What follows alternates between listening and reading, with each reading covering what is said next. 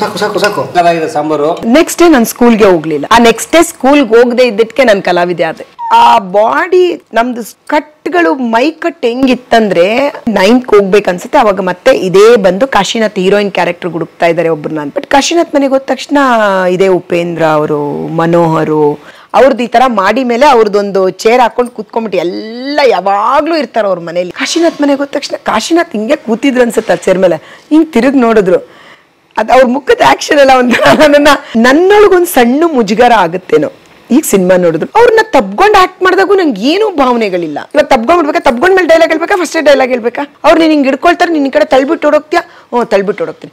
ಇನ್ನು ತಬ್ಕೊಂಡೆಲ್ಲ ಆಗ್ಲೇ ತಳ್ಬಿಟ್ಟಲ್ಲ, ಹೌದಾ ತಬ್ಕೊಂಡ್ ಮೇಲೆ ತಳ್ಬೇಕಾ? ಸತ್ತ ಕೋಟಿ ಜನ ಬಂದು ಆ ಪಾತ್ರ ನೀ ಯಾಕೆ ಮಾಡಿದೆ ತಪ್ಪೆ ಅಂತಂದ್ರು ಕೂಡ ನಾನು ಇಲ್ಲ ಅಂತ ಹೇಳಲ್ಲ. ನಾನು ಕಲಾವಿದೆ ಮಾಡಿದೆ ಅಂತಾನೆ ನನ್ನ ಗುರುಗಳಿಗೆ ಹೇಳ್ತೀನಿ. ನಾನು ಸಂಗೀತ ಕಲಿಸಿಕೊಡಿ ಸಂಗೀತ. ಖಂಡಿತ ಚಿಕನ್ ಸಾರು ಕೂತ್ಕೊಳ್ಳಿ ಮಾಡ್ಬಿಟ್ಟಿದ್ದಾರೆ. ಲಕ್ಷ್ಮಿ ಅಕ್ಕನಿಗೂ ಅಂಜಲಿ ಮೇಡಮ್ ಇಬ್ಬರಿಗೂ ಧನ್ಯವಾದ. ಮಕ್ಕನಿಗೆ ತುಂಬಾ ಇಷ್ಟ ಇದು. ಬೆಳಿಗ್ಗೆ ಹೇಳಿದ ತಕ್ಷಣ ಕ್ಯಾಪ್ಸಿಕನ್ ಚಿಕನ್ ಮಾಡು ಅವ್ರಿಗೆ ಅಂತಂದ್ಲು. ಚಿಕನ್ ಸಾಂಬಾರು, ಮೊಟ್ಟೆ, ಮುದ್ದೆ.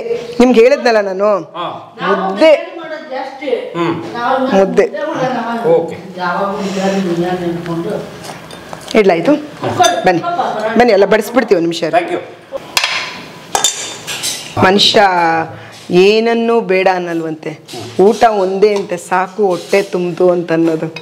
ಭಾನುವಾರನೂ ಶೂಟಿಂಗ್ ಇರುತ್ತೆ, ನಮ್ಗೆ ಅದೆಲ್ಲ ಏನಿರೋದಿಲ್ಲ. ನಮ್ಮ ಅಕ್ಕನಿಗೆ ಫಸ್ಟು ಹೇಳೋದು, ಸೋಮವಾರ ನಾನು ಶೂಟಿಂಗ್ ಹೋದ್ರಲ್ಲಿ ಎಲ್ಲರೂ ನುಗ್ಗೆ ಸೊಪ್ಪು ಕಂಡ್ರೆ ಫಸ್ಟು ನಮ್ಮ ಡ್ರೈವರ್ಗೆ ಹೇಳ್ತಿರ್ತೀನಿ, ಅಯ್ಯೋ ಸುರೇಶ್ ಬೇಗ ನುಗ್ಗೆ ಸೊಪ್ಪು ತಗೋ ಅಂತ. ನೋಡಿ ಬಾಯಲ್ಲಿ ನೀರು ಬರ್ತದೆ, ಹೇಳೋಗೆ ನೀರು ಬರ್ತದೆ.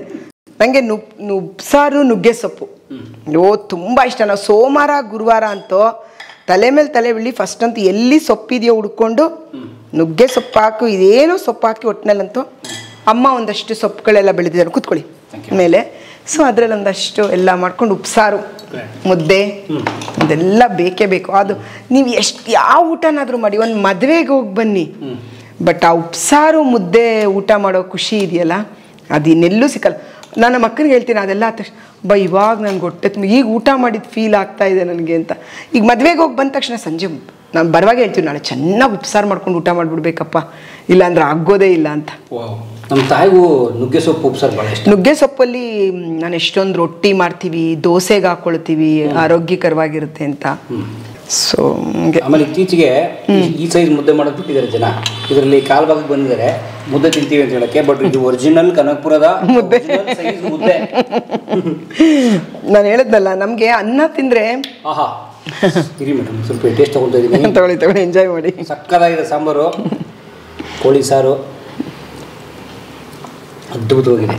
ಇನ್ನು ಟೈಮ್ ವೇಸ್ಟ್ ಮಾಡೋದ್ರೆ ಮೇಡಮ್, ಫುಲ್ ಊಟ ಮಾಡ್ತೀನಿ. ಖಂಡಿತ ಮಾಡಿ, ನೆಮ್ಮದಿಯಾಗಿ ಊಟ ಮಾಡಿ, ಆಮೇಲೆ ಮಾತಾಡೋಣ. ಏನಿಲ್ಲ, ಎಲ್ಲಿದೆಯೋ ತಿನ್ನೋರು ಋಣ ಬರ್ದಿರುತ್ತೆ ಅಂತಾರೆ. ಇವತ್ತು ನಮ್ಮ ಋಣ ಇಲ್ಲಿತ್ತು. ನೀನ್ ಇಲ್ಲೇ ನಿಂತಿರು, ನಾನು ನಿನ್ಗೊಂದು ಪ್ರೆಸೆಂಟೇಷನ್ ತಗೊಂಡ್ ಬರ್ತೀನಿ. ನಾನು ಬರ್ತೀನಿ. No, it's a surprise presentation. Welcome back after ಒಳ್ಳೆ ಊಟ. ಸೊ ಈ ಮನೆ ಕಟ್ಟಾಗ ಏನಂದ್ರೆ ನಾವು ಅಲ್ಲಿದ್ದ ಕಟ್ಟಿದ್ದಲ್ವಾ, ಅಂದರೆ ಈ ತಕ್ಷಣಕ್ಕೆ ಈ ಘಟನೆಗಳೆಲ್ಲ ನಡೆದಿಲ್ಲ ಅಂದರೆ ಬರ್ತೀವಿ ಅಂತ ಗೊತ್ತಿರಲಿಲ್ಲ ಬ್ಯಾಂಗ್ಳೂರ್ಗೆ ಇಷ್ಟು ಬೇಗ. ಸದ್ಯಕ್ಕೆ ಅಂದ್ಕೊಂಡೇ ಇರಲಿಲ್ಲ ಬಿಡಿ ನಾವು ಇಲ್ಲಿಗೆ ವಾಪಸ್ ಬರ್ತೀವಿ ಅಂತ. ಇದೆಲ್ಲ ಬ್ಯಾಕ್ ಟು ಬ್ಯಾಕ್ ಈ ಘಟನೆಗಳೆಲ್ಲ ನಡೆದ್ಮೇಲೆ ಸರಿ ಹೋಗೋಣ ಇಲ್ಲಿ ಅಂದ್ಕೊಂಡು ಬಂದಿದ್ದು. ಸೊ ಇದು ಅಣ್ಣ ಎಲ್ಲ ಕಟ್ಟಾಗ ಅಲ್ಲಿ ಸ್ವಲ್ಪ ಒಂದು ದೊಡ್ಡ ಜಾಗನ ಖಾಲಿ ಬಿಟ್ಕೊಂಡ್ವಿ, ಅಂದರೆ ಹೋಮ್ ಥಿಯೇಟ್ರ್ ಮಾಡಿಬಿಡೋಣ, ಅಲ್ಲಿ ಲಾನ್ ಥರ ಎಲ್ಲ ಮಾಡಿ ಸ್ವಲ್ಪ ಮಾಡ್ಕೊಳ್ಳೋಣ ಕೂತ್ಕೊಳ್ಳೋಕ್ಕೆ ಅಂತ ಅಂದ್ಕೊಂಡ್ವಿ. ಆಮೇಲೆ ಅವರು ಹೋದ್ಮೇಲೆ ಆಸಕ್ತಿ ಅನ್ನೋದೇ ಇಲ್ಲ ಅದಕ್ಕೆ. ಆಮೇಲೆ ಅಮ್ಮನೂ ಇರ್ತಾರಲ್ಲ, ಅಮ್ಮಂಗೆ ಸ್ವಲ್ಪ ಗಿಡಗಳಂದರೆ ಸ್ವಲ್ಪ ಇಷ್ಟ. ಅವ್ರಿಗೆ ಸಂಜೆ ಆದರೆ ಅಲ್ಲಿ ಕೂತ್ಕೋತಾರೆ ಒಂದು ಸ್ವಲ್ಪ ಗಿಡಗಳೆಲ್ಲ ನೋಡ್ಕೊಂಡು. ಅವ್ರಿಗೆ ದೇವ್ರಿಗೆ ಹಾಕಕ್ಕೆ ಒಂಚೂರು ಹೂ ಬೇಕಂದ್ರೆ ಒಂಚೂರು ಇದು ಮಾಡ್ಕೊಳಕ್ಕೆ ಅಂದ್ಬಿಟ್ಟು ಬನ್ನಿ ಸುಮ್ಮನೆ ಸಿಂಪಲಾಗಿ ಒಂದಷ್ಟು ಒಳಗಡೆ ಲಾಲ್ಬಾಗು ಇಲ್ಲ ಚಿಕ್ಕದಾಗ ಅವ್ರ ಖುಷಿಗೆ ಮಾಡ್ಕೊಂಡಿರೋದು. ಇಲ್ಲಿ ಅವೆಲ್ಲ ಮಾಡ್ಕೊಳ್ಳೋಣ ಅಂತ ಇಟ್ಕೊಂಡ್ವಿ. ಒಂದು ಸ್ವಲ್ಪ ಹೂಗಳು, ಆಮೇಲೇನೋ ಒಂದೇನೋ ಟೀ ಸೊಪ್ಪಂತೆ, ಇದು ಶುಗರ್ದೇನೋ ಸೊಪ್ಪಂತೆ, ಜೀರಿಗೆ, ಅಲೋವೆರಾ ಅವ್ರ ಖುಷಿಗೆ. ಆಮೇಲೆ ವಿಳ್ಯದೆಲೆ ನೋಡಿ, ಇದು ಬೇರೆ ವಿಳ್ಯದೆಲೆ ಅಂತ, ಇದು ವಿಳ್ಯದೆಲೆ ಇದು ಇಷ್ಟು ದೊಡ್ಡ ಹೊಸ ದೊಡ್ಡ ವಿಳ್ಯದೆಲೆ. ಆಮೇಲೆ ಗಂಗ್ಳು ಹೂವು, ಇದೇನೋ ಟೀದೇನೋ ಸೊಪ್ಪಂತ, ಲೆಮನ್ ಗ್ರಾಸ್ ಅಂತೇನೋ ಮಾಡ್ಕೊಂಡಿದ್ದಾರೆ ಅವರು. ತುಳಸಿ ಒಂಚೂರು ಅವಾಗವಾಗ ಹೂ ಹಾಕ್ಕೊಳಕ್ಕೆ. ಇದು ಬಸಳೆ ಸೊಪ್ಪು, ಹೌದು. ಇದು ಏನೋ ಶುಗರ್ ಎಲೆ ಅಂತ ಏನೋ ಇಟ್ಕೊಂಡು, ಶುಗರ್ ಎಲೆ ಅಂತ ತಿಂದ್ರೆ ಶುಗರ್ ಇದಾಗುತ್ತೆ ಅಂತ. ಹೂ ನೋಡಿ ರೋಸು ಅಷ್ಟು ಬಿಟ್ಟಿದೆ. ಮೂರು ನೋಡಿ ಇವೆರಡು ಬೇರೆ ಕಲರ್ ಅಲ್ಲ, ಒಂದೇ ಗಿಡದಲ್ಲಿ 3 ಬಣ್ಣ, ಒಂದೇ ಬಳ್ಳಿಯ ಹೂಗಳು, ಗುಣ ಬೇರೆ ಇರ್ತದಲ್ಲ ಹಾಗೆ ಕಲರು ಬೇರೆ ಇರ್ತಾರಲ್ಲ. ಅದೇ ಈ ಸೊಪ್ಪು ನಮಗೆ ತುಂಬ ಇಷ್ಟ. ಇದು ಒಳ್ಳೆ ರುಚಿ ಇದು. ಅಮ್ಮ ಏನಿದ್ರ ಹೆಸರು? ಚಕ್ರಮುನಿ ಸೊಪ್ಪು. ಅಯ್ಯೋ ಇದು ಉಪ್ಸಾರು ಎಂಥ ರುಚಿ ಇದ್ರದ್ದು ಅಂದರೆ, ಅಯ್ಯೋ ನಿಮ್ಗೆ ಒಂದು ಸ್ವಲ್ಪ ತೊಗರಿಬೇಳೆನೂ ಹೆಸರು ಕಾಳು ಹಾಕ್ಬಿಟ್ಟು ಇದು ಉಪ್ಸಾರು ಮಾಡಿದ್ರೆ ಭಾರಿ ಟೇಸ್ಟಿ, ತುಂಬ ಚೆನ್ನಾಗಿರುತ್ತೆ. ಇದು ಬಸಳೆ ಸೊಪ್ಪಂತೂ ನಾವು ಅವಾಗ ಮಾಡ್ಕೊತಾನೆ ಇರ್ತೀವಿ. ಇದೊಂದು ಬೀನ್ಸ್ದು ಸ್ವಲ್ಪ ಬೀನ್ಸ್ ಹಾಕ್ಕೊಂಡಿದ್ದಾರೆ. ಇಲ್ಲಿ ಟೊಮೆಟೊ ಈಗ ಇದಾಯಿತು. ಬದನೆಕಾಯಿ ಅಂತೂ ಸುಮಾರು ಬಿಟ್ಟಿತ್ತು, ಅದು ಮೊನ್ನೆ ಖಾಲಿ ಆಯಿತು ಬದನೆಕಾಯಿನೂ. ಅವ್ರಿಗೆ ನೋಡ್ಕೊಳಕ್ಕಾಗಲ್ಲ, ಹುಷಾರಿಲ್ಲ ಅವ್ರಿಗೆ. ಮೊದಲು ಜಾಸ್ತಿ ಇನ್ನೂ ಇಟ್ಟಿದ್ರು, ಈಗ ಅವ್ರಿಗೆ ಎದ್ದು ನೀರೆಲ್ಲ ಹಾಕ್ಬೇಕಲ್ಲ ಅಂದ್ಬಿಟ್ಟು ಸ್ವಲ್ಪ. ವಿಲೇಜ್ ಇಡ್ಲಿಗಿಂತ ಸಿಟಿ ಇಡ್ಲಿ ತುಂಬಾ ಲೈಕ್ ಆಗುತ್ತೆ, ಚೆನ್ನಾಗೂ ಇರುತ್ತೆ. ನಾನೇನು ಹೆಚ್ಚು ಓದ್ಕೊಂಡಿಲ್ಲ, ನಾವೆಲ್ಲ SLC ಆಗೋಷ್ಟರಲ್ಲೇ. ಅದಕ್ಕೆ ಮುಂಚೆನೇ ನಾನು ಒಂದು ಇರುವಾಗೇನೆ ನಾನು ಸಿನಿಮಾಗೆ ಬಂದ್ಬಿಟ್ಟಿದ್ದೆ. ನಾವು ತುಂಬ ಬಡ ಕುಟುಂಬ, ನಾವೇನು ಸಿನಿಮಾದವರಲ್ಲ, ಯಾರು ನಮ್ಮ ಸಿನಿಮಾ ಫ್ಯಾಮ್ಲಿ ಯಾರೂ ಇಲ್ಲ. ಆಮೇಲೆ ನಮಗಿರೋ ಕಷ್ಟದಲ್ಲಿ ಥಿಯೇಟರ್ಗೆ ಹೋಗಿ ದುಡ್ಡು ಕೊಟ್ಟು ಟಿಕೆಟ್ ತೊಗೊಂಡು ಸಿನಿಮಾ ನೋಡೋ ಪರಿಸ್ಥಿತಿಲಿ ಏನಿಲ್ಲ. ನಮಗೆಲ್ಲ ಆ ಟಿಕೆಟ್ ತೊಗೊಳೋದಕ್ಕೆ ಒಂದು ಜೀವನನೇ ನಡೆಯುತ್ತೆ ಅನ್ನೋ ಒಂದು ಆ ಪರಿಸ್ಥಿತಿಲಿ ಇದ್ದಿದ್ದು ಜೀವನ. ಸೊ ಏನು ಸರಸ್ವತಿ ಯಾವಾಗ ಯಾರಿಗೆ ಒಲ್ದಿರ್ತಾರೋ ಬರೆದಿರ್ತಾರೋ, ಯಾರು ಕಲಾ ಸೇವೆ ಮಾಡಬೇಕು ಅಂತ ಒಂದು ದೇವರ ಆಶೀರ್ವಾದ ಇರುತ್ತೋ ಗೊತ್ತಿಲ್ಲ. ನನ್ನ ಪುಣ್ಯನೋ ಎಷ್ಟು ಜನ್ಮದಲ್ಲಿ ಮಾಡಿದ ಪುಣ್ಯನೋ ಸರಸ್ವತಿ ಜಾಗದಲ್ಲಿ ಬಂದು ಕೆಲಸ ಮಾಡೋವಂಥ ಅವಕಾಶ ಸಿಕ್ಕಿದ್ದು. ನಾನು ಶೂಟಿಂಗ್ ಸ್ಕೂಲ್ ಮುಗಿಸ್ಕೊಂಡು ಮನೆಗೆ ಬರ್ತಾಯಿದ್ದೆ, 7th ಸ್ಟ್ಯಾಂಡರ್ಡ್ ಅವಾಗ. Government school, corporation government school ಕನಕಪುರದಲ್ಲಿ. ನಾವು ಹುಟ್ಟಿದ ಒಂದು 5 ವರ್ಷ ಹಂಗೆ ಆಗ್ತಾ ಇರುವಾಗೆ ನಾವು ಬ್ಯಾಂಗ್ಳೂರಿಗೆ ಬಂದುಬಿಟ್ವಿ. ಹುಟ್ಟಿದ್ದೆಲ್ಲ ಕನಕಪುರದಲ್ಲಿ. ಅವಾಗೆಲ್ಲ ಮನೇಲೇ ನಮ್ಮ ಜನನ ಆಗಿರೋದು ಅಂತ ಅಮ್ಮ ಹೇಳ್ತಾ ಇರ್ತಾರೆ. ಸೊ ಆಮೇಲೆ ಅದಾದಮೇಲೆ ನಾನು ಸ್ಕೂಲ್ ಮುಗಿಸ್ಕೊಂಡು ಬರಬೇಕಾದ್ರೆ ನಮ್ಮ ಮನೆ ಹತ್ರ ಶೂಟಿಂಗ್ ನಡೀತಾ ಇದೆ, ಗುಟ್ಟಳ್ಳಿ. ಅಲ್ಲಿದ್ವಿ, ಅಲ್ಲಿ ಶೂಟಿಂಗ್ ನಡೀತಾ ಇತ್ತು. ರಮೇಶು ಅಭಿನಯಂದು. ಸೊ ನಮಗೆಲ್ಲ ಸ್ಕೂಲ್ ಬ್ಯಾಗ್ ಇಟ್ಕೊಂಡು ಆ ಯೂನಿಫಾರ್ಮ್ ಹಾಕ್ಕೊಂಡು ಏನು ಒಂದು ಶೂಟಿಂಗು ಅನ್ನೋ ಶಬ್ದನೇ ಏನೋ ಒಂಥರ, ಅಯ್ಯೋ ಅಷ್ಟೊಂದು ಕ್ರೌಡು, ಆ್ಯಕ್ಷನ್ ಕಟ್, ಅವ್ರದ್ದೇನೋ ಒಂದು ಸಾಂಗ್ದೇನೋ ಶೂಟ್ ತೆಗಿತಾಯಿದ್ರು. ಮುಂದೊಂದು ದಿನ ನೋಡಿ ಅದೇ ರಮೇಶ್ ಜೊತೆಲೆ ನಾನೇ ಡುಯೆಟ್ ಸಾಂಗ್ ಆಡೋ ಅಷ್ಟು ಆ್ಯಕ್ಟ್ ಮಾಡಿದೆ. ಅವ್ರನ್ನ ಅಲ್ಲಿ ರೋಡಲ್ಲಿ ನಿಂತ್ಕೊಂಡು ನೋಡಿದ್ದೆ ನಾನು.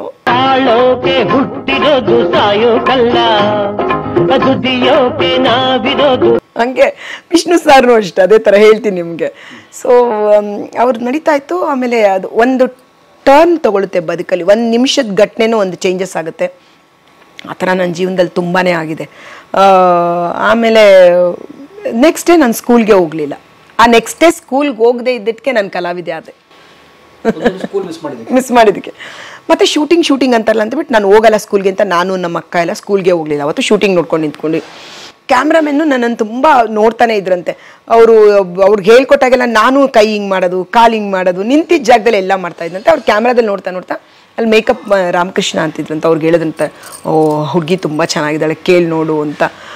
ಆಮೇಲೆ ಅವಾಗೆಲ್ಲ ಸೌಂದರ್ಯ ನಿಜ ಅಂತ ಹೇಳೋದು. ನಾವೇನು ಯಾವ ಪಾರ್ಲರ್ಗೆ ಹೋಗಿಲ್ಲ, ಐಬ್ರೋ ಮಾಡಿಸ್ಕೊಳ್ಳಿ, 7ನೇ ಕ್ಲಾಸ್ ಮಕ್ಕಳೆಲ್ಲ ಗುಂಡು ಚೆನ್ನಾಗಿ ಮನೇಲಿ ತಿನ್ಕೊಂಡು ಬೆಳ್ಳಗೆ. ನಮಗೆಲ್ಲ ಯಾವತ್ತು ಲೈಫಲ್ಲಿ ಒಂದು ಕ್ರೀಮ್, ನಮ್ಮ ಮಕ್ಳಿಗೆ ಹುಟ್ಟಿದ ಮಕ್ಕಳಿಂದನೇ ನಾವು ಕ್ರೀಮ್ ಹಾಕಿ ಬೇಬಿ ಜಾನ್ಸನ್ ಬೇಬಿ ತೊಗೊಂಡು ಬಾ ಅಂತ ಎಷ್ಟು ಮಾಡ್ತೀವಿ. ನಮ್ಮ ಜೀವನದಲ್ಲಂತ ನಾವು ಖಂಡಿತ ಕೊಬ್ಬರಿ ಎಣ್ಣೆ ಬಿಟ್ಟರೆ ನಾವು ಏನು ನೋಡೇ ಇಲ್ಲ. ಖಂಡಿತ ನಾನು ಸತ್ಯ ಹೇಳ್ತೀನಿ, ನಾವು ಬೆಳೆದ ತಕ್ಷಣ ದೊಡ್ಡ ಮಟ್ಟಕ್ಕೆ ಇದ್ದೀವಿ ಅಂತ ಹೇಳ್ಕೊಬೇಕಾಗಿರಲಿಲ್ಲ. ಕೊಬ್ಬರಿ ಎಣ್ಣೆ ಬಿಟ್ಟರೆ ನಮಗೆ ತಲೆಗೆ ಚೆನ್ನಾಗಿ ಕೊಬ್ಬರಿ ಎಣ್ಣೆ ಹಚ್ಕೋತಾ ಇದ್ವಿ. ಅದನ್ನೇ ತೆಗ್ಬಿಟ್ಟು ಮುಖಕ್ಕೆಲ್ಲ ಕೊಬ್ಬರಿ ಎಣ್ಣೆ ಚೆನ್ನಾಗಿ ಹಿಂಗೆಲ್ಲ ಹಚ್ಕೊಂಬಿಟ್ರೆ ಅದೇ ಕ್ರೀಮ್.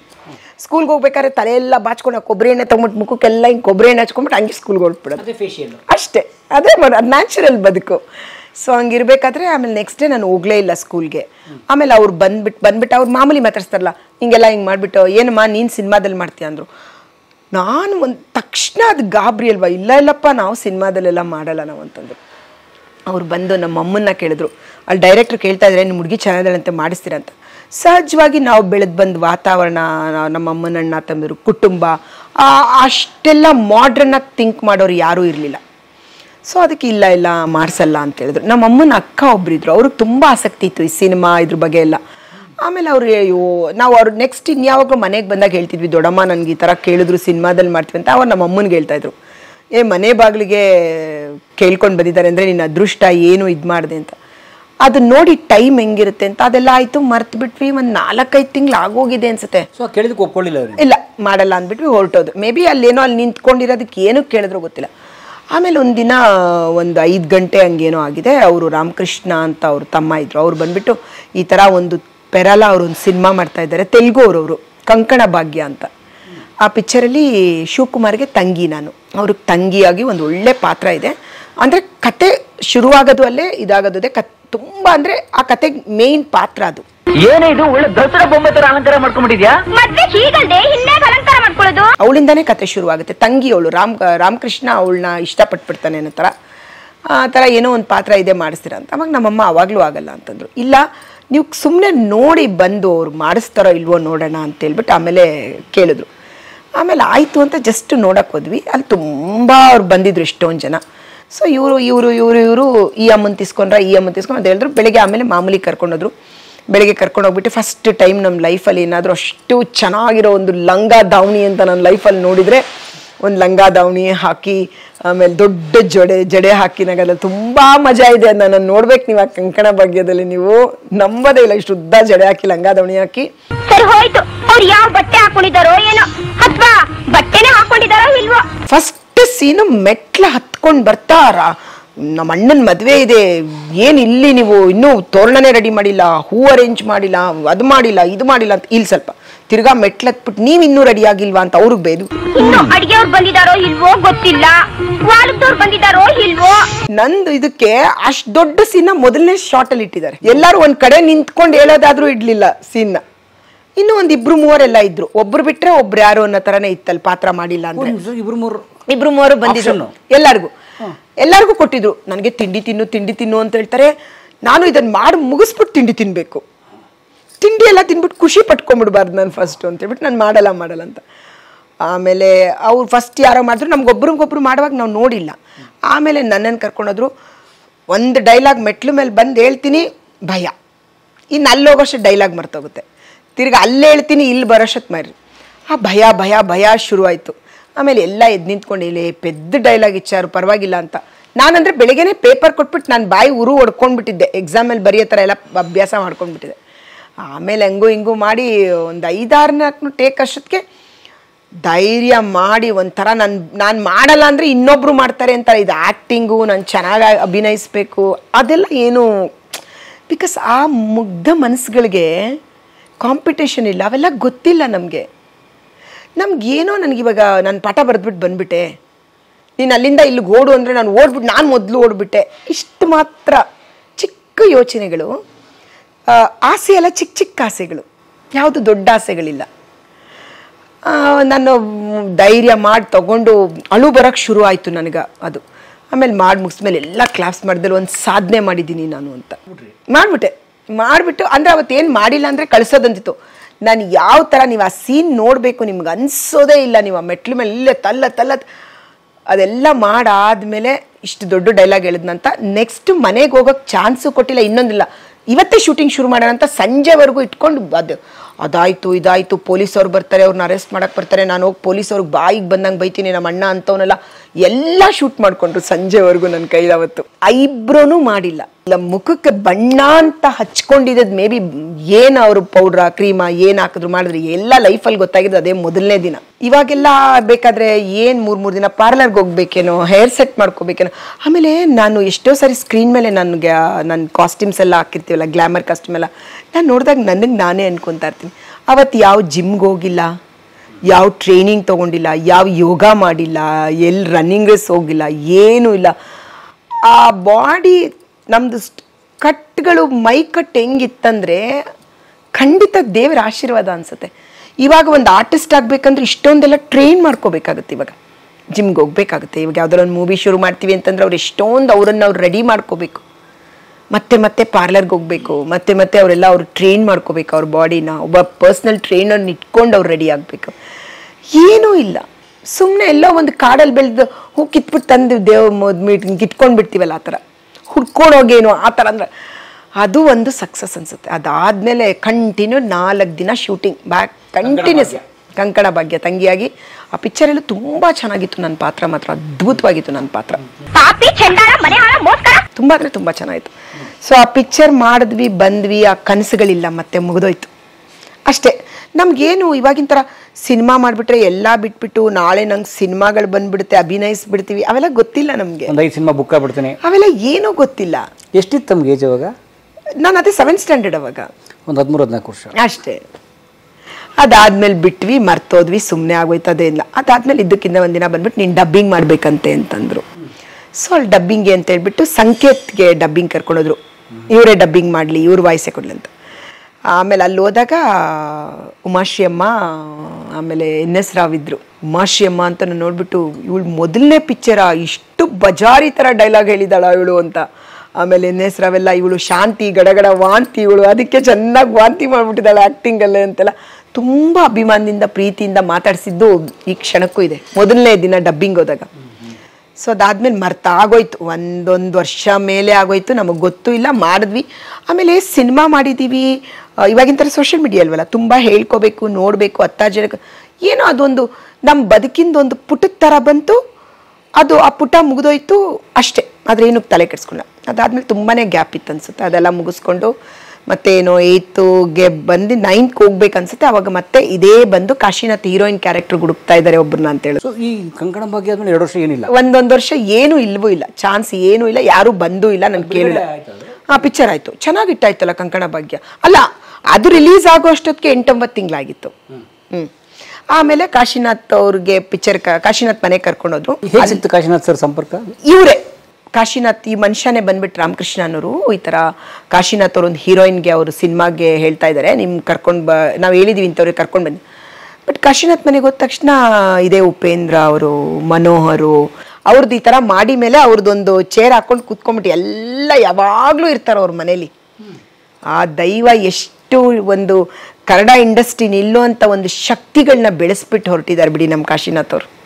ಇವತ್ತು ಯಾರೇ ಆಗಲಿ ಇವರೆಲ್ಲ ಕೂತ್ಕೊಂಡಿದ್ರು. ಆಮೇಲೆ ನಮಗೆ ಗೊತ್ತಿಲ್ವಲ್ಲ ಅವಾಗೆಲ್ಲ, ನಾವು ಲಂಗ ಬ್ಲೌಸು, ಏನು ನಮ್ಮದು ಬಟ್ಟೆ ಅಂದರೆ ಇವಾಗಿನ ಥರ ಪ್ರಿಪೇರ್ ಆಗಿ ಹೋಗ್ಬೇಕು ಅಂತ ಲಂಗ ಬ್ಲೌಸ್ ಹಾಕೋ, ತಲೆಗೆ ಎಣ್ಣೆ ಹಚ್ಬಿಟ್ಟು ಚೆನ್ನಾಗಿ 2 ಜಡೆ ಟೈಟಾಗಿ 2 ಜಡೆ ನಮ್ಮಮ್ಮ ಚೆನ್ನಾಗಿ ಎಣ್ಣೆ ಹಚ್ಬಿಟ್ಟು ಹಿಂಗೆ ಮಾಡ್ಬಿಟ್ಟು ಆ ಕಡೆ ಈ ಕಡೆ ಇಷ್ಟು ಉದ್ದ 2 ಜಡೆ ಹಾಕ್ಬಿಡೋರು, ಮುಂದೆ ಬಿಟ್ಬಿಡೋರು ಇಷ್ಟು ಉದ್ದ ಜಡೆ. ಅದು ಟೇಪು, ಅದಕ್ಕೆ ಕೆಂಪು ಬಿಳಿ ಟೇಪು, ಅಷ್ಟೇ ಬಿಳಿ ಟೇಪ್ಗಳಂತ ಕಾಶಿನಾಥ್ ಮನೆಗೆ ಹೋಗ್ತಾ ಇದ್ದಂಗೆ ಲಂಗ ಬ್ಲೌಸ್. ನಮ್ಮಮ್ಮ ಅವಾಗ ಎಷ್ಟು ಕಷ್ಟ ಆಯ್ತಂದ್ರೆ, ಒಂದು ಸೀರೆಲಿ ಇಬ್ರಿಗೂ ಒಂದೊಂದು ಲಂಗ ಹೊಲಿಸ್ಬಿಡೋರು, ಒಂದು ಸೀರೆ ಆರಿಸ್ಬಿಡೋದು, ಅವಳಿಗೊಂದು ಲಂಗ, ನನಗೊಂದು ಲಂಗ, ನಮ್ಮ ಅಕ್ಕನಿಗೊಂದು ಲಂಗ. ಅವಾಗ ಒಂದು ಸೀರೆಲ್ ಒಂದೊಂದು ಬ್ಲೌಸು ಒಂದೊಂದು ಲಂಗನೂ ಬರ್ತಾಯಿತ್ತು. ಕಾಶಿನಾಥ್ ಮನೆಗೆ ಹೋದ ತಕ್ಷಣ ಕಾಶಿನಾಥ್ ಹಿಂಗೆ ಕೂತಿದ್ರು ಅನ್ಸುತ್ತೆ ಆ ಚೇರ್ ಮೇಲೆ, ಹಿಂಗೆ ತಿರುಗಿ ನೋಡಿದ್ರು. ಅದು ಅವ್ರ ಮುಖದ ಆ್ಯಕ್ಷನ್ ಎಲ್ಲ ಒಂದು, ನನಗೆ ಹೀರೋಯಿನ್ ಬೇಕಂದ್ರೆ ನೀನು ಈ ಥರ ಇರೋಳನ್ನ ಕರ್ಕೊಂಡು ಬಂದಿದ್ಯಾ ನೀನು, ಅದೇ ಹೇಳಿದ್ರು ಕರ್ಕೊಂಡ್ರ ಕೂತ್ಕೊಳ್ಳಿ ಅಂತಂದ್ರು. ಪಾಪ ಅವ್ರ ಹೆಂಡತಿ ಅಂತೂ ದೇವತೆ ನೆನ್ಬೇಕು, ಟೀ ಕೊಟ್ಟರು. ಟೀ ಎಲ್ಲ ಕುಡ್ದಾದ್ಮೇಲೆ ಆಮೇಲೆಲ್ಲ ಮಾತಾಡಿದ್ಮೇಲೆ ಅದೇನೋ ಅವ್ರಿಗೆ ಹೇಳಿದ್ರು ಅಷ್ಟೇ, ಎದ್ದು ಹೊರಟ್ವಿ. ಅವ್ರೇನು ನಮ್ಮನ್ನು ಮಾತು ಇದು ಮಾಡಿಲ್ಲ, ಆಗೋದಿಲ್ಲ ಅಂದರು. ಇವ್ರು ಬರ್ತಾ ಈಚೆ ಹೇಳಿದ್ರು, ಇಲ್ಲ ಅವ್ರದ್ದು ಸಿನಿಮಾದಲ್ಲಿ ಮದುವೆ ಆಗಿರೋ ಹೆಣ್ಣಿನ ಪಾತ್ರ ಅಂತೆ, ನಿಮ್ಮ ಮಗಳು ಚಿಕ್ಕವಳಾಗ್ತಾಳೆ, ಬೇಡ ಅಂತಂದರು ಅವರು ಅಂತ. ಇವ್ರು 3 ಜನ ಅವೆಲ್ಲ ಮಾತಾಡ್ಕೊಂಡ್ರು, ಎಲ್ಲರೂ ಮನೋರು ಉಪೇಂದ್ರ ಎಲ್ಲ ಬೇಡ ಅಂತಾರೆ ಅಂದ್ಬಿಟ್ಟು ಅಷ್ಟೇ. ನಮಗೆ ಕನಸುಗಳಿಲ್ಲ ಪರಮವಾಗ, ಮಹತ್ವಾಕಾಂಕ್ಷೆ ಇಲ್ಲ. ಹೋದ್ವಿ, ನಮ್ಮನ್ನು ನೋಡಿದ್ರು, ಅವ್ರು ಯಾಕೆ ತಗೊಂಡಿಲ್ಲ, ನಾನು ಅಭಿನಯಿಸ್ಬೇಕಿತ್ತು ಅದರಲ್ಲಿ, ನನಗೆ ಯಾಕೆ ಕರೆದಿಲ್ಲ, ಯಾಕೆ ಕೇಳಿಲ್ಲ, ಇಲ್ಲ ನಾನು ಹೋಗಿ ಕೇಳಬೇಕು, ಅವ್ರ ಹತ್ರ ಮಾತಾಡಬೇಕು, ಅವ್ರ ನಂಬರ್ ಇಸ್ಕೋಬೇಕು, ಆ ಥರದ್ದು ಯಾವ ಐಡಿಯಾಗಳು ಈ ತಲೆಯಲ್ಲಿಲ್ಲ. ಅವಾಗ ಕರ್ಕೊಂಡೋದ್ರು, ನಮ್ಮನ್ನು ತೋರಿಸಿದ್ರು, ಅವ್ರು ಬೇಡ ಅಂದರು, ನಾವು ಬಂದ್ಬಿಟ್ವಿ ಅಷ್ಟೇ. ಹೌದಾ, ಹಂಗಂದ್ರ ಸರಿ ಅಷ್ಟೇ. ನಾಳೆ ಬೆಳಿಗ್ಗೆ ಆದರೆ ಸೇಮ್ ನಮ್ಮದು ಕುಂಟೆಬಿಲ್ಲೆ ಆಡ್ಕೊಂಡು ರೋಡಲ್ಲಿ ಆಟ ಆಡ್ಕೊಂಡು, ನಾನು ಸಿನಿಮಾ ಮಾಡಿದ್ದೆ, ಅಲ್ಲಿ ಕರ್ಕೊಂಡೋದ್ರು ಬೇಡ ಅಂದರು. ಅವೆಲ್ಲ ಯೋಚನೆ. ರಾತ್ರಿ ಆದರೆ ಚೆನ್ನಾಗಿ ಊಟ ಮಾಡು, ಮಲ್ಕೊ, ನಿದ್ದೆ ಮಾಡು, ಬೆಳಗ್ಗೆ ಸ್ಕೂಲ್ಗೆ ಹೋಗು, ಇಷ್ಟೇ ಯೋಚನೆ. ತಿರ್ಗಾ ಅದು ಆಯಿತು. ತಿರ್ಗಾ ಒಂದೊಂದು ತಿಂಗಳ 1.5 ತಿಂಗಳಾಗಿರ್ಬೇಕು, ಅವ್ರು ಮತ್ತೆ ಬಂದರು, ನಿಮ್ಗೆ ಕರ್ಕೊಂಬರಕ್ಕೆ ಹೇಳಿದ್ದಾರೆ ಅಂತಂದರು.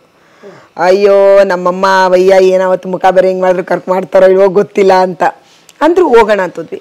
ಆಮೇಲೆ ಕಾಶಿನಾಥ್ ಅವ್ರು ಹೇಳಿದ್ರು, ಅವಳು ಮುಖ ತುಂಬ ಚೆನ್ನಾಗಿ. ಆಮೇಲೆ ಅಲ್ಲಿ ಸ್ಟಿಲ್ ತರಿಸ್ಕೊಂಡಿದ್ರಂತೆ ನಂದು, ಕಂಕಣ ಬಗ್ಗೆದು ಮುಖದ್ದು ಸ್ಟಿಲ್ ತರಿಸ್ಕೊಂಡಿದ್ರಂತೆ. ಅವಾಗೆಲ್ಲ ಆಲ್ಬಮ್ ಮಾಡಿಬಿಡೋರು ಸೀನ್ಗೆ. ಅವಾಗ DC ನಾಗೇಶ್ ಅಂತ ಇದ್ರು, ಅವರೆಲ್ಲ. ಸೊ ಸ್ಟಿಲ್ ತರಿಸ್ಕೊಂಡಿದ್ರಂತೆ ನನ್ನ ಹತ್ರ. ತರಿಸ್ಕೊಂಡು ಅವ್ರು ನನಗೆ ಫಸ್ಟ್ ಹೇಳಿದ್ದು, ಇವರೆಲ್ಲ ಹೇಳಿದ್ದು, ಇವಳು ನೀಲಂ ಥರ ಕಾಣಿಸ್ತಾಳೆ, ಕನ್ನಡದ ನೀಲಂ ಥರ ಕಾಣಿಸ್ತಾಳೆ ಅಂತ ಹೇಳ್ಬಿಟ್ಟು. ಅದನ್ನು ಯಾವಾಗಲೂ ನನಗೆ ಮೇಘ್ನವ್ರಪ್ಪನೂ ನನಗೆ ಯಾವಾಗಲೂ ಹೇಳೋದು, ಸುಂದರರಾಜ್ ಅವರು ನನಗೆ, ನೀನು ಕನ್ನಡದ ನೀಲಂ ಇದ್ದಂಗಿದೆಯಾ ನೀನು ಅಂತ ಹೇಳ್ಬಿಟ್ಟು. ಸರ್ ಆಮೇಲೆ ಅವ್ರು ಹೇಳಿದ್ರು ಅವತ್ತು ಕರ್ಕೊಂಡು ಹೋದ್ಮೇಲೆ ಅವತ್ತು ಅವ್ರ ಮನೇಲಿ ಗೊತ್ತಿಲ್ಲ, ಅವಾಗ ನಮ್ಮ ನಾಗೇಶ್ ರಾವ್ ಎಲ್ಲರನ್ನು ಕರೆಸಿದ್ರು ಮನೆಗೆ. ಫಸ್ಟ್ ಟೈಮು ಸೀರೆ ಉಟ್ಕೊಂಡಿದ್ದು ಅವರು. ನಂಗೆ ಸೀರೆ ಉಡಿಸಿ ನಾಗೇಶ್ ಅವ್ರನ್ನ ಮನೆಗೆ ಕರೆಸಿದ್ರು. ಅವ್ರ ಕೈಲಿ ನನಗೆ ನನ್ನ ಕೂದಲನ್ನೆಲ್ಲ ಒಳಗಡೆ ಹಾಕ್ಬಿಟ್ಟು ಒಂದು ವಿಗ್ ಥರ ಹಾಕಿ ನನಗೆ ಮೇಕಪ್ ಮಾಡಿ ಎಲ್ಲ ಮಾಡಿ ಫೋಟೋಸ್ ಎಲ್ಲ ತೆಗ್ಸಿದ್ರು. ಅವ್ರ ಫೋಟೋ, ಆಮೇಲೆ ಕಾಶಿ ಸರ್ ಜೊತೆ ನನ್ನ ಪಕ್ಕದಲ್ಲಿ ನಿಲ್ಲಿಸ್ಬಿಟ್ಟು ನಮ್ಮಿಬ್ರು ಫೋಟೋ ಎಲ್ಲ ಫೋಟೋಗಳು ತೆಗೆದ್ರು. ಆಮೇಲೆ ಇವಳು ಸೀರೆ ಉಟ್ಕೊಂಡ್ರಲ್ಲ ಭಾರಿ ಕಾಣಿಸ್ತಾಳಲ್ಲ, ದಂಗಾ ಬ್ಲೌಸಲ್ಲಿ ಕಾಣಿಸೇ ಇರಲಿಲ್ಲ, ಆಮೇಲೆ ಚಪ್ಪಲು ಎಲ್ಲ ಹಾಕಿ ಚೆನ್ನಾಗಿ ಫೋಟೋಸ್ ಒಂದಷ್ಟು ತೆಗೆದ್ರು. ಅಷ್ಟೇ, ಮತ್ತೆ ಏನು ಕನಸುಗಳಿಲ್ಲ, ಏನು ಮಾಡ್ತಾರೆ ಏನು ಅಷ್ಟೇ. ಬಂದ್ವಿ, ವಾಪಸ್ ಬಂದ್ವಿ, ಸುಮ್ಮನಾದ್ವಿ. ಆಮೇಲೆ ತಿರ್ಗಾ ಒಂದು ಸ್ವಲ್ಪ ದಿನ ಆದಮೇಲೆ ನಿಮ್ಮನ್ನು ಕರ್ಕೊಂಬಂದು ನಮ್ಮ ಪಿಕ್ಚರ್ಗೆ ನೀನನ್ನು ಪರಿಚಯ ಮಾಡಿಸಿದ್ದೀವಿ, ನೀನೇ ನಮ್ಮ ಪಿಕ್ಚರ್ ಹೀರೋಯಿನು. ಏನಾದ್ರೂ ನೋವಾಯ್ತಾ ದಯಮಾಡಿ ಮನೆ ತನಕ ಬಿಡ್ತೀರಾ? ಆ ಹೀರೋಯಿನ್ ಅಷ್ಟು ಅದನ್ನು ತಗೊಂಡು ಎಂಜಾಯ್ ಮಾಡೋಷ್ಟು ಗೊತ್ತಿಲ್ಲ ನಮಗೆ. ನಾಯಕಿ, ಎರಡನೇ ನಾಯಕಿ, ಫಸ್ಟ್ ನಾಯಕಿ, ತಂಗಿ, ಅದನ್ನು ಎಂಜಾಯ್ ಮಾಡೋಷ್ಟು ಮನಸ್ಥಿತಿ ಗೊತ್ತಿಲ್ಲ. ಅವ್ರ ಸಿನಿಮಾದಲ್ಲಿ ಮಾಡ್ತಿದ್ದೀವಿ ಅಷ್ಟೇ ನಾವು. ಆಮೇಲೆ ಪಾತ್ರನೂ ಗೊತ್ತಿಲ್ಲ ಏನು ನಮ್ಗೆ ಯಾರಿಗೂ. ನಮ್ಮಮ್ಮನೂ ಏನಂತ ಎಜುಕೇಷನ್ ಇಲ್ಲ, ನಾನು ಚಿಕ್ಕವಳು, ನಮ್ಮ ಪಾತ್ರನೂ ಏನು ಅಂತಿಲ್ಲ. ಸರಿ ಅವ್ರು ಅಷ್ಟೇ ಹೇಳಿದ್ರು. ಆಮೇಲೆ ಫಸ್ಟ್ ಡೇ ಒಂದು ಸಲ 2-3 ತಿಂಗಳಾದ್ಮೇಲೆ ಶೂಟಿಂಗ್ಗೆ ಅಂತ ಹೋದ್ವಿ. ಆವಾಗ ಅಂಜಲಿ ಬಂದ್ಲಾ ಅಂತ ನಾನು ಇಲ್ಲೇ ಕೂತ್ಕೊಂಡಿದ್ದೆ. ನಾನು ಪಾಡ್ನೆ ಅಂಜಲಿ ಬಾ ನನ್ನ ಕರಿತಾ ಇದ್ದಾರೆ, ನಾನು ಸುಮ್ಮನೆ ಕೂತ್ಕೊಂಡಿದ್ದೀನಿ. ನಿನ್ಗೆ ಹೆಸರು ಚೇಂಜ್ ಮಾಡಿದ್ವಿ ಅಂಜಲಿ ಅಂತ.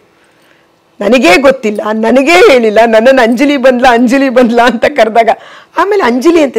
ಆಮೇಲೆ ನಮ್ಮ ಅಮ್ಮನ ಬಂದ್ಬಿಟ್ಟದು, ಏನೋ ಅಂಜಲಿ ಅಂತ ಇಟ್ಟಿದಾರಂತ, ನನ್ನ ಹೆಸರು ಇವರು ಅಂಜಲಿ ಅಂತ ಇಟ್ಟಿದ್ದಾರೆ. ಹೋಗ್ಬಿಡಿ, ಏನು ಮಾತಾಡೋದು, ದೊಡ್ಡವ್ರು ಏನು ಇಟ್ಟಿದಾರೋ ಇಡ್ಲಿ ಪರವಾಗಿಲ್ಲ, ಏನು ಮಾತಾಡಬೇಡ ಅಂತಂದ್ರು. ಆವಾಗ ನನ್ನ ಜರ್ನಿ ಶುರುವಾಯ್ತು ಅವ್ರ ಸಿನಿಮಾದಲ್ಲಿ. ಆಮೇಲೆ ತುಂಬ ಸರಿ ಹೇಳಿದ್ದೀನಿ ಅದನ್ನು. ಅನಂತನಾವ ಅಂತಾರ. ಖಂಡಿತ ಆ ಸಿನಿಮಾ ಮಾಡಬೇಕಾದ್ರೆ ಆ ಸಿನಿಮಾ ಇವಾಗ ನೋಡಿದ್ರು ನನ್ನೊಳಗೊಂದು ಸಣ್ಣ ಮುಜುಗರ ಆಗುತ್ತೇನೋ ಈಗ ಸಿನಿಮಾ ನೋಡಿದ್ರು. ಬಟ್ ಖಂಡಿತ ನಿಮ್ಗೆ ಹೇಳ್ತೀನಿ, ಜನ ಏನಾದರೂ ತಿಳ್ಕೊಳ್ಳಿ, ಏನಾದರೂ ಕಮೆಂಟ್ಸ್ ಹಾಕ್ಲಿ, ಅವ್ರ ಮನಸ್ಸಿಗೆ ಏನನ್ಸುತ್ತೋ ಬರ್ಕೊಳ್ಳಿ, ನಂಗೆ ಬೇಜಾರಿಲ್ಲ. ಖಂಡಿತ ನಂಗೆ ಅಭಿನಯಿಸುವಾಗ ನನಗೇನೂ ಗೊತ್ತಿಲ್ಲ, ಯಾವುದೇ ಒಂದು ಸಣ್ಣ ಭಾವನೆಗಳಿಲ್ಲ ನನ್ನಲ್ಲಿ, ಯಾವುದೂ ಫೀಲಿಂಗ್ಸ್ ಇಲ್ಲ. ಇದು ಕೆಟ್ಟದ್ದು, ಇದು ಒಳ್ಳೇದು ಅಂತಲೂ ನನಗೆ ಗೊತ್ತಿಲ್ಲ. ಅವ್ರು ನಾನು ತಬ್ಕೊಂಡ್ರೆ ಅದು ಕೆಟ್ಟದ್ದು ಅಂತ ಗೊತ್ತಿಲ್ಲ, ಅವ್ರ ಜೊತೆ ನಕ್ಕೊಂಡು ಮಾತಾಡ್ಕೊಂಡ್ರೆ ಅದು ಒಳ್ಳೇದು ಅಂತ ಗೊತ್ತಿಲ್ಲ, ಅವ್ರ ಮೇಲೆ ಏನೋ ಒಂದು ಮಲ್ಕೊಂಡು ಒಂದು ಸೀನ್ ಮಾಡಿದ್ರೆ ಅದು ಕೆಟ್ಟದ್ದು ಅಂತ ನನಗೆ ಸತ್ಯ. ನಾನು ಬಣ್ಣ ಹಚ್ಕೊಂಡು ನಾನು ಹೇಳ್ತಾ ಇದ್ದೀನಿ, ನನಗೇನೂ ಗೊತ್ತಿಲ್ಲ. ನನಗೆ ಈ ಕ್ಷಣ ಈಗ ಅದನ್ನು ನೋಡಿದಾಗ ಮುಜುಗರ ಆಗುತ್ತೆ. ಈಗ ನಾನೊಂದು ಹೆಣ್ಣು ಅಂತ ನನಗೊಂದು ಫೀಲ್ ಆಗುತ್ತೆ. ಬಟ್ ಅದನ್ನು ಅಭಿನಯಿಸುವಾಗ ನನಗೇನು ಅನಿಸಿಲ್ಲ. ಆ ಭಾವನೆಗಳು ಏನೂ ಗೊತ್ತಿಲ್ಲ ನನಗೆ. ಅವ್ರನ್ನ ತಬ್ಕೊಂಡು ಆ್ಯಕ್ಟ್ ಮಾಡಿದಾಗೂ ನಂಗೆ ಏನೂ ಭಾವನೆಗಳಿಲ್ಲ. ಇವಾಗ ನೀನು ಬಂದು ಕಾಶಿನಾಥ್ ಅವ್ರನ್ನ ತಬ್ಕೊಳ್ತೀಯಾ, ಹಿಂಗೆ ಬಿದ್ದೋಗ್ಬಿಡ್ತೀಯ ಹೇಳ್ತೀಯಾ ಅಂತ, ಹೌದಾ ನಾನು ಮಾಡ್ತೀನಿ. ಇವಾಗ ತಬ್ಕೊಂಡ್ಬಿಡ್ಬೇಕಾ, ತಬ್ಕೊಂಡ್ಮೇಲೆ ಡೈಲಾಗ್ ಹೇಳ್ಬೇಕಾ, ಫಸ್ಟೇ ಡೈಲಾಗ್ ಹೇಳ್ಬೇಕಾ, ಅಷ್ಟೇ. ನಮ್ಗೆ ಹಿಂಗೆ ಬಂದು ತಬ್ಕೊಳ್ಳಿ ಅಂದರು, ತಬ್ಕೊಂಡೇ ಡೈಲಾಗ್ ಹೇಳಿದೆ. ಅವ್ರು ನೀನು ಹಿಂಗೆ ಹಿಡ್ಕೊಳ್ತಾರೆ, ನಿನ್ನ ಕಡೆ ತಳ್ಬಿಟ್ಟು ಓಡೋಗ್ತೀಯಾ, ತಳ್ಬಿಟ್ಟು ಓಡೋಗ್ತೀನಿ. ಇನ್ನೂ ತಬ್ಕೊಂಡೆ ಇಲ್ಲ, ಆಗಲೇ ತಳ್ಬಿಟ್ಟಲ್ಲ, ಹೌದಾ ತಬ್ಕೊಂಡ್ಮೇಲೆ ತಳ್ಬೇಕಾ ಸತ್ತ. ಅಂದರೆ ನಮ್ಮ ಗಮನನೆಲ್ಲ ಅಲ್ಲಿ ಕ್ಯಾಮ್ರಾ ಆನ್ ಆಗಿದೆ, ಇದು ಜಾಸ್ತಿ ಅವಾಗೆಲ್ಲ ಏನು ಗೊತ್ತಾ, ರೀಲ್ ಖರ್ಚಾಗ್ಬಿಡುತ್ತೆ ಅಂತ ಭಯ ಆಗೋದಲ್ಲ. ಅವಾಗ ಏನು ಗೊತ್ತಾ, ತುಂಬ ಶಾರ್ಟ್ ತೊಗೊಳ್ಳೋ ಹೀರೋಯಿನ್ಗಳು, ಆರ್ಟಿಸ್ಟ್ಗಳನ್ನೇ ತಗೋತಿರಲಿಲ್ಲ ಬೈಕೆ, ತುಂಬ ರೀಲ್ ತಿಂತಾರೆ ಅಂತ. ಹೌದು, ಅವಾಗೆಲ್ಲ ತುಂಬ ರೀಲ್ ತಿಂತಾರೆ. ಅಮ್ಮ ಆಗಲೇ 1 ಬಾಕ್ಸ್ ಖಾಲಿ ಆಯ್ತಮ್ಮ, ನೀನು ನೋಡ್ಕೊಂಡು ಮಾಡಮ್ಮ, ನೋಡು ನೀನು ಫಸ್ಟ್ ಪ್ರಾಕ್ಟೀಸ್ ಮಾಡಿದ್ಯಾ, ನೀನು 2ನೇ ಟೇಕಲ್ಲಿ ಓಪನ್ ಮಾಡಬೇಕಿದು ಮೊದಲೇ ಹೇಳೋರು. ಇವಾಗ ನೀವು 20 ಆದರೂ ತೊಗೊಂಡ್ರೆ ಅಲ್ಲಿ ಏನು ಯಾರ್ದು ಏನೂ ಹೋಗಲ್ಲ ಅಂತಾರೆ. ಆವಾಗ ಅಯ್ಯೋ ಸಾರಿ ಸರ್ 3 ಟೇಕ್ ಆಗೋಯ್ತಲ್ಲ, ಇಷ್ಟುದ್ದ ಹೋಗಿದ್ದಾರೆ ಇಲ್ಲ ಆಗಲೇ ಉಳ್ಕೊಂಡು, ಅಂದರೆ ಭಯ ಆಗ್ತಿತ್ತು ಅವಾಗ ನಮಗೆ. ಫಸ್ಟ್ ಟೇಕಲ್ಲಿ ಓಕೆ ಮಾಡಿಬಿಡ್ಬೇಕು, ಸೆಕೆಂಡ್ ಟೇಕಲ್ಲಿ ಓಕೆ ಮಾಡಿಬಿಡ್ಬೇಕು, ಆ ಭಯ ಆಗ್ತಿತ್ತು ನಮ್ಗೆ. ಜಾಸ್ತಿ ಟೇಕ್ ತೊಗೊಂಡ್ರೆ ಆಮೇಲೆ ಟೇಕ್ 1 ಆರ್ಟಿಸ್ಟು, ಟೇಕ್ 2 ಆರ್ಟಿಸ್ಟು, ಅದನ್ನೆಲ್ಲ ಹೆಸರಿಟ್ಟಿದ್ರು ಕಲಾವಿದರಿಗೆ. ಇವಳು ಬಿಡಪ್ಪ ತಿಂದು ಬಿಡ್ತಾಳೆ ಕೊಟ್ಟರೆ, ಇವಳು ಬಿಡು, ಇವಳು ಮುಗೀತಿ, ಇವಳ್ದೇನು ಕಷ್ಟ ಇಲ್ಲ, ಇವಳು ಬೇಗ ಹೇಳ್ಕೊಂಡು ಹೊಟ್ಟೋಗ್ತಾಳೆ, ಅವ್ರಿಗೆ ಹೇಳ್ಕೊಡ್ರಪ್ಪ ಫಸ್ಟು ಅಂದರೆ ಆ ಥರ ಭಾಗ ಮಾಡಿಬಿಟ್ಟಿದ್ರು. ಅದೆಲ್ಲ ನಮಗೆ ಗೊತ್ತಿತ್ತು ಅವಾಗ, ಭಯನೂ ಆಗ್ತಾಯಿತ್ತು ನಮಗೆ. ಅವಾಗ ನಮ್ಗೆ ಏನಂದರೆ ಅವ್ರು ಹೇಳ್ಕೊಟ್ರು ಮಾಡಿಬಿಡ್ಬೇಕು. ಆ ಡೀಪಾಗಿ ಇವತ್ತು ಈ ವಯಸ್ಸಲ್ಲೂ ನನ್ನ ಪಾತ್ರಕ್ಕೆ ನಾನು ಫೈಟ್ ಮಾಡ್ತೀನಿ. ಇವತ್ತು ಏನು ಡೈಲಾಗ್ ಕಮ್ಮಿ ಇದೆ ಈ ಸೀನಲ್ಲಿ, ನನಗೆ ಯಾಕೆ ಡೈಲಾಗ್ ಇಲ್ಲ, ಗಂಡ ಅದನ್ನು ಹೇಳುವಾಗ ಹೆಂಡತಿ ಸುಮ್ಮನೆ ನಿಂತಿರ್ತಾಳೆ ಅಂದರೆ ಈ ಕ್ಷಣಕ್ಕೂ ನಾನು ನನ್ನ ಕ್ಯಾರೆಕ್ಟರ್ಗೆ ಫೈಟ್ ಮಾಡ್ತೀನಿ ನಾನು. ಬಟ್ ಅವತ್ತು ಏನೂ ಇಲ್ಲ, ನಾನು ಅದರಲ್ಲಿ ಶೀಲ ಅಶ್ಲೀಲ ಶಬ್ದಗಳಿದ್ದು ಏನೂ ಗೊತ್ತಿಲ್ಲ ನನಗೆ. ನಾನು ಇದನ್ನು ಎಷ್ಟು ಇಂಟರ್ವ್ಯೂಸಲ್ಲಿ ಹೇಳಿದಾಗ ಜನ ಏನೂ ಗೊತ್ತಿಲ್ವಾ ಅಂತ ಹೇಳ್ತಾರೆ. ನನಗೆ ಗೊತ್ತಿದೆ ಅಂದರೆ ಪರಂ, ನನಗೆ ಗೊತ್ತಿದೆ ಅಂತಲೇ ಹೇಳ್ತೀನಿ. ನಾನು ಯಾರಿಗೆ ಹೆದರ್ಕೋಬೇಕು? ನಾನೊಬ್ಬ ಕಲಾವಿದೆ, ನಾನು ಯಾರಿಗೆ ಹೆದರ್ಕೋಬೇಕು? ನನಗೆ ಗೊತ್ತಿದ್ನೇ ನಾನು ಮಾಡಿದ್ದೀನಿ ಅಂತ ಹೇಳಕ್ಕೆ ಮಾಡಿದ್ದೀನಿ. ಇವಾಗ ನಾನು ಸ್ವಿಮ್ಮಿಂಗ್ ಡ್ರೆಸ್ ಹಾಕ್ಕೊಂಡು ಮಾಡಿದ್ದೀನಿ ಅಂದರೆ ಹಾಕ್ಕೊಂಡು ಮಾಡಿದ್ದೀನಿ ಅಂತ ಹೇಳ್ತೀನಿ. ನಾನು ಯಾರಿಗೆ ಹೆದರ್ಕೋಬೇಕು? ನಾನು ಯಾವುದು ನನಗೆ ಗೊತ್ತಿಲ್ವೋ ಅದು ಗೊತ್ತಿಲ್ಲ ಅಂತಲೇ ಹೇಳ್ತೀನಿ. ನನಗೆ ಗೊತ್ತಿಲ್ಲದೆ ಇರೋದು ನನಗೆ ಗೊತ್ತಿದೆ ಅಂತ ನಾನು ಬೆನ್ನು ತಟ್ಕೊಳ್ಳಲ್ಲ. ನಂಗೆ ಗೊತ್ತಿಲ್ಲ, ಅವಾಗ ನಾನು ಅಪ್ಪ ಬೇಗ ಮಾಡಿಬಿಟ್ಲು ಅನ್ಸ್ಕೋಬೇಕು ಅಷ್ಟೇ. ಆ ಸಿನಿಮಾ ರಿಲೀಸ್ ಆಗಿ ಯಾರಾದರೂ ಯಾಕೆ ಅದನ್ನು ಮಾಡಿದೆ ಹೌದಾ ಅಂದ್ಕೊಂಡಾಗ ಮಾತ್ರ ನಮಗೆ ಹೌದಾ ಇದಿತ್ತ ಅಂತ. ಅದನ್ನು ಖಂಡಿತ ನಾನು ಕಲಾವಿದೆಯಾಗಿ ನನ್ನ ಗುರುಗಳು ನನಗೊಂದು ಸ್ಥಾನ ಕೊಟ್ಟಿದ್ದಾರೆ, ಕೆಲಸ ಕೊಟ್ಟಿದ್ದಾರೆ. ಇವತ್ತಿಲ್ಲೇನಾದರೂ ಕೂತ್ಕೊಂಡಿದ್ದೀನಿ ಅಂದರೆ ನನಗೆ ಒಂದು ಕಲಾ ಸರಸ್ವತಿ ಸೇವೆ ಮಾಡೋಕ್ಕೆ ನನಗೊಂದು ಅವಕಾಶ ಮಾಡಿಕೊಟ್ಟೋಗಿರೋ ನನ್ನ ದೈವ ಮೇಲಿದ್ದಾರೆ. ಅವ್ರು ಕೇಳಿಸ್ಕೊತಾ ಇರ್ತಾರೆ. ನಾನು ನಿಮ್ಗೆ ಯಾವಾಗಲೂ ಋಣಿಯಾಗಿರ್ತೀನಿ. ಕೋಟಿ ಜನ ಬಂದು ಆ ಪಾತ್ರನ ಯಾಕೆ ಮಾಡಿದೆ ತಪ್ಪು ಅಂತಂದರೂ ಕೂಡ ನಾನು ಇಲ್ಲ ಅಂತ ಹೇಳಲ್ಲ. ನಾನು ಕಲಾವಿದೆ ಮಾಡಿದೆ ಅಂತಲೇ ನನ್ನ ಗುರುಗಳಿಗೆ ಹೇಳ್ತೀನಿ. ನಾನು ಸೊ ಯಾವುದೋ ಗಿಲ್ಟ್ ಫೀಲ್ ಇಲ್ಲ, ಮಾಡ್ಕೊಳ್ಳಲ್ಲ. ಯಾಕಂದರೆ ನನಗೆ ಅವ್ರೇನು ನಾನು ಕಟ್ಟಾಕ್ಬಿಟ್ಟು ಹೋಗಿ ಏನಾದರೂ ಆ್ಯಕ್ಟ್ ಮಾಡಿಸಿದ್ರಾ, ಹೊಡೆದ್ಬಿಟ್ಟು ಮಾಡಿಸಿದ್ರಾ ನನಗೆ? ನಾಳೆ ನಾನು ಅದನ್ನು ಮಾಡಲ್ಲ ಅಂದರೆ ಮನೆಗೆ ಹೋಗುವಂತ ಇನ್ನೊಬ್ರನ್ನ ಕರೆದಿರ್ತಿದ್ರು. ಅವ್ರು ಕೊಟ್ಟ ಕೆಲಸನ ನಾನು ಮಾಡಿಬಿಟ್ಟು ಬಂದಿದ್ದೀನಿ ಅಂದರೆ ಅವ್ರ ಬಗ್ಗೆ ನಾವು ಅಷ್ಟೇ ಗೌರವವಾಗಿ ಹೇಳಬೇಕಲ್ವ. ಗ್ರೇಟ್. ಅದನ್ನೇ ಮಾಡಿದ್ದು. ಇನ್ಯಾವುದೋ ಪಾತ್ರ ಮಾಡಿದಾಗೂ ಹೇಳಿದ್ರು. ಖಂಡಿತ ಆ ಪಾತ್ರ ಮಾಡಿದಾಗ ಅದನ್ನ ಮುಂಚೆನೂ ಹೇಳಿದ್ರಿ. ಯಾವುದೇ ಶಬ್ದಗಳ ಅರ್ಥಗಳು ಗೊತ್ತಿಲ್ಲ ಇರಬೇಕು, ಯಾವುದೇ ಶಬ್ದಗಳ ಅರ್ಥಗಳು ಗೊತ್ತಿಲ್ಲ. ಅಂದರೆ ಈಗಿನ ಮಕ್ಕಳಷ್ಟು ಸ್ಮಾರ್ಟ್ ಇಲ್ಲ ಬಿಡಿ. ನಾವು ಸೋಷಿಯಲ್ ಮೀಡಿಯಾ ಇಲ್ಲ, ಮನೆ ವಾತಾವರಣ ಆ ಥರ ಇಲ್ಲ, ತುಂಬ ಬ್ರೈಟ್ ಅಲ್ಲ, ಟೆಕ್ನಾಲಜಿ ಇಲ್ಲ. ಆಮೇಲೆ ಎಲ್ಲೂ ಹೊರಗಡೆ ಎಲ್ಲೇ ಮನೆಯಿಂದ ಕಾಲು ಈಚೆ ಇಟ್ಟರು ಕುಟುಂಬದವ್ರ ಜೊತೆನೆ, ಮನೆ ಒಳಗಿದ್ರು ಕುಟುಂಬದವ್ರ ಜೊತೆನೆ. ಇವತ್ತು ನನ್ನ ಮಗಳು ಅಮ್ಮ ನಾನು ಪಿಕ್ಚರ್ಗೆ ಹೋಗಿ ಬರ್ತೀನಿ ಅಂತ ಫ್ರೆಂಡ್ಸ್ ಎಲ್ಲ ಹೋಗಿ ಬರ್ತಾರೆ. ನಮ್ಮ ಜೀವನದಲ್ಲಿ ನಾವು ಮನೆಯವ್ರ ಜೊತೆ ಬಿಟ್ಟರೆ ಎಲ್ಲ ಅವಕಾಶ ಆಯಿತು ನಮ್ಗೆ ಹೋಗೋದಕ್ಕೆ. ಅವಾಗ ಜೀವನಕ್ಕೆ ಕಷ್ಟ ಇತ್ತು ಅಷ್ಟೇ. ಅಷ್ಟೆಲ್ಲ ದೊಡ್ಡತನವಾಗಿ ಯೋಚನೆ ಮಾಡೋಕ್ಕೆ ಕೆಟ್ಟದ್ದು ಯಾವುದು, ಒಳ್ಳೇದು ಯಾವುದು, ಇದು ಅಶೀಲ, ಇದು ತುಂಬ ಚೆನ್ನಾಗಿದೆ, ನಂಗೆ ಅದೆಲ್ಲ ಏನೂ ಗೊತ್ತಿಲ್ಲ. ಯೋಚನೆನೂ ಮಾಡೋ ಮನಸ್ಥಿತಿಲೂ ಇರಲಿಲ್ಲ. ಆಮೇಲೆ ಸಿನಿಮಾ ಮಾಡ್ತಾ ಮಾಡ್ತಾ ಪರಿಸ್ಥಿತಿ ಬಹಳ ಮುಖ್ಯವಾಗಿ ಹೇಳಿದ್ದು. ಈಗ ಜನ ಶೀಲ ಅಶ್ಲೀಲ ಅನ್ನೋ ಪ್ರಶ್ನೆ ಅಥವಾ ಮೀನಿಂಗು ಡಬಲ್ ಮೀನಿಂಗ್ ಪ್ರಶ್ನೆ ಕೇಳ್ತಾರಲ್ಲ, ಸ್ಟಿಲ್ ಇಟ್ಸ್ ಎ ಪಾತ್ರ ಅಗೇನ್. ನಾನು ತುಂಬ ಇಂಟರ್ವ್ಯೂಸಲ್ಲಿ ಎಲ್ಲರಿಗೂ ಹೇಳ್ತೀನಿ, ಕಲಾವಿದ್ರನ್ನ ನೀವು ಅವರು ಕಲಾವಿದರು ಅಂತ ಮಾತ್ರ ನೋಡಿ, ಅವ್ರ ಪಾತ್ರನ ನೋಡಿ ಅವರನ್ನು ನೀವು ವ್ಯಕ್ತಿಯನ್ನಾಗಿ ಇಟ್ಕೋಬೇಡಿ, ನಿಮ್ಮ ಹೃದಯದಲ್ಲಿ ಇಟ್ಕೋಬೇಡಿ. ನೀವು ಯಾವತ್ತು ಒಂದು ಸಿನಿಮಾದಲ್ಲಿ ಎಲ್ಲ ಪಾತ್ರಗಳು ಇದ್ದು ನಿಮಗೊಂದು ಸಿನಿಮಾ ಮಾಡಿ ನಿಮಗೆ ಮನೋರಂಜನೆ ಕೊಡ್ತೀವಿ ನಾವು. ಆ 2 ಗಂಟೆ ನಿಮಗಷ್ಟೇ. ಆ ಪಾತ್ರದಿಂದ ಹೊರಗಡೆ ಬಂದಾಗ ನೀವು ನಿಮ್ಮ ಮನೆಗೆ ಕೊಟ್ಟೋಗ್ತೀರ, ನಾವು ನಮ್ಮ ಮನೆಗೆ ಬಂದುಬಿಡ್ತೀವಿ. ಆ ಪಾತ್ರ ಮಾಡೋರ್ನೇ ನೀವು ಅವ್ರನ್ನಾಗಿ. ಈಗ ವಜ್ರಮಣಿ ಅಪ್ಪಾಜಿ ಜೊತೆಲಿ ನಾನು ಆ್ಯಕ್ಟ್ ಮಾಡಿದ್ದೀನಿ, ಅವ್ರ ಜೊತೆಲಿ. ಅಂಥ ಒಂದು ಒಳ್ಳೆ ಮನುಷ್ಯನ ನೀವು ನೋಡೋಕ್ಕೆ ಸಾಧ್ಯ ಇಲ್ಲ. ಅಂತ ಅನ್ಬೇಡ. ಸುಧೀರ್ ಅವರು ನಂಗೆ ಅಪ್ಪ ಆಗಿ ಆ್ಯಕ್ಟ್ ಮಾಡಿದ್ದಾರೆ. ಅಂಥ ಒಂದು ಒಳ್ಳೆ ದೈವನ ನೋಡೋಕ್ಕೆ ಸಾಧ್ಯ ಇಲ್ಲ. ಅವರು ವಿಲನ್ನು ಕೆಟ್ಟವ್ರ ಆದ ತಕ್ಷಣ ಅವ್ರ ಸಿನಿಮಾದಲ್ಲಿ ಅವ್ರ ಪಾತ್ರ ಅಷ್ಟೇ. ನಿಜ ಜೀವನದಲ್ಲಿ ನೀವು ಹುಡುಕಿದ್ರು ಆ ಥರದವ್ರು ಸಿಕ್ಕಲ್ಲ ಅಷ್ಟು ಒಳ್ಳೆಯವರು. ನಾನು ತುಂಬ ಜನಕ್ಕೆ ಹೇಳಿದ್ದೀನಿ, ಪಾತ್ರನ ಪಾತ್ರವಾಗೇ ನೋಡಿ.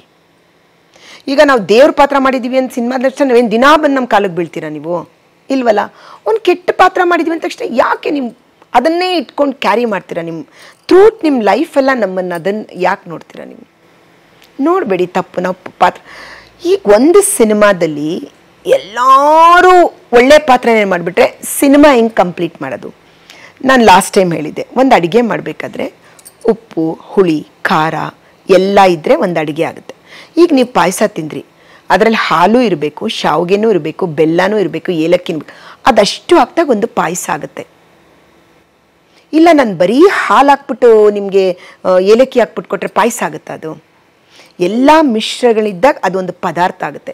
ಹಾಗೆ ಎಲ್ಲ ಪಾತ್ರಗಳಿದ್ದಾಗ ಅದೊಂದು ಸಿನಿಮಾ ಆಗುತ್ತೆ, ಅದೊಂದು ಸೀರಿಯಲ್ ಆಗುತ್ತೆ. ಮತ್ತು ನೋಡಿ, ನೀವು ಅನಂತನ ಅವಂತರ ಅಥವಾ ಈ ಒಂದು ತರಲೆ ಮಗ ಪಾತ್ರ ವೆರಿ ಚಾಲೆಂಜಿಂಗ್ ಪಾತ್ರ. ಯಾವುದೋ ಒಂದು ಅಳುವ ಒಂದು ಪಾತ್ರ, ನಗಿಸುವ ಪಾತ್ರ, ಅದು ಬೇರೆ.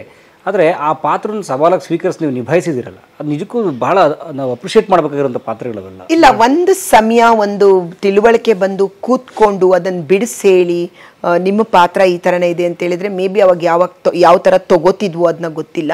ಬಟ್ ನಮಗೆ ನಾವು ಓದ್ವಿ, ಬಣ್ಣ ಹಚ್ಕೊಂಡ್ವಿ, ಅಭಿನಯಿಸಿದ್ವಿ, ಬಂದ್ವಿ, ಇಷ್ಟೇ ಗೊತ್ತಿರೋದು. ಇಷ್ಟೇ ಇವತ್ತು ಈ ಕ್ಷಣಕ್ಕೂ ಕೊನೆಯ ದಿನದವರೆಗೂ ನನ್ನ ಹತ್ರ ನೀವು ಯಾವುದೇ ಸಿನಿಮಾ ಬಗ್ಗೆ ಕೇಳಿದ್ರೆ ಇಷ್ಟೇ ಗೊತ್ತಿರೋದು, ಇಷ್ಟೇ. ಇನ್ನು ಉತ್ಕರ್ಷ ಮಾಡಿದಾಗ ಮಾತ್ರ ಸ್ವಿಮ್ಮಿಂಗ್ ಡ್ರೆಸ್ಸು ಅಂತ ನಂಗೆ ಹೇಳಿದರು. ಅಲ್ಲಿ ಹೋದ್ಮೇಲೆ ಅದು ಆ ಥರ ಟೈಮಲ್ಲೆಲ್ಲ ತುಂಬಾ ಆರ್ಗ್ಯೂ ಮಾಡಿದ್ದೀನಿ, ಮಾಡಲ್ಲ ಅಂತ ಹೇಳಿದ್ದೀನಿ, ಗಲಾಟೆ ಮಾಡಿದ್ದೀನಿ, ಹತ್ತಿದ್ದೀನಿ, ಹಾಕ್ಕೊಳ್ಳಲ್ಲ ಅಂತ ಹೇಳಿದ್ದೀನಿ. ಇಲ್ಲ ಸಿನಿಮಾಗೆ ಒಂದ್ಸರಿ ಅಗ್ರಿಮೆಂಟ್ ಮಾಡಿದ್ಮೇಲೆ ಮಾಡಬೇಕಂತ. ಅಷ್ಟೊತ್ತಿಗೆ ನಮ್ಗೊಂದು ಸ್ವಲ್ಪ ಬುದ್ಧಿ ಬೆಳೆದಿತ್ತು. ಸಿನಿಮಾ ಶೂಟ್ ಮಾಡಲ್ಲ ಅಂತ ಕೂತಿದ್ದೀನಿ ಗಲಾಟೆ ಮಾಡ್ಕೊಂಡು, ಬೆಳಗಿನ ಜಾಗದವ್ರಿಗೂ ಇಡೀ ಸೆಟ್ಟವ್ರಿಗೂ ಕಷ್ಟ ಕೊಟ್ಟಿದ್ದೀನಿ ನಾನು.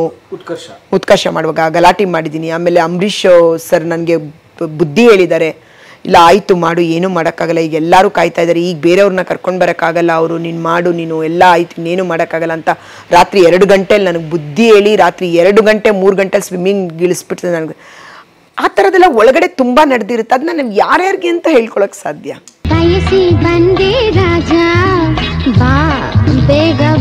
ಕಲಾ ಮಾಧ್ಯಮದ ಎಲ್ಲಾ ಎಪಿಸೋಡುಗಳು ನಿಮಗೆ ಸಿಗಬೇಕು ಅಂತಂದ್ರೆ ಕಲಾ ಮಾಧ್ಯಮ ಯೂಟ್ಯೂಬ್ ಚಾನೆಲ್ನ ಸಬ್ಸ್ಕ್ರೈಬ್ ಮಾಡಿ, ಬೆಲ್ ಐಕಾನ್ನ ಕ್ಲಿಕ್ ಮಾಡಿ, ತಪ್ಪದೇ ಮಾಡಿ. ಸ್ನೇಹಿತರೆ, ಕಲಾ ಮಾಧ್ಯಮದ ಎಲ್ಲ ಸಂದರ್ಶನಗಳನ್ನು ನೀವೀಗ ಓದಬಹುದು. www.kalamadhyama.com ಈ ವೆಬ್ಸೈಟ್ಗೆ ವಿಸಿಟ್ ಮಾಡಿ ಇಂಟರ್ವ್ಯೂಗಳನ್ನು ಓದಿ. ಓದುವ ಸಂಸ್ಕೃತಿ ಹೆಚ್ಚಾಗಲಿ. ಧನ್ಯವಾದ.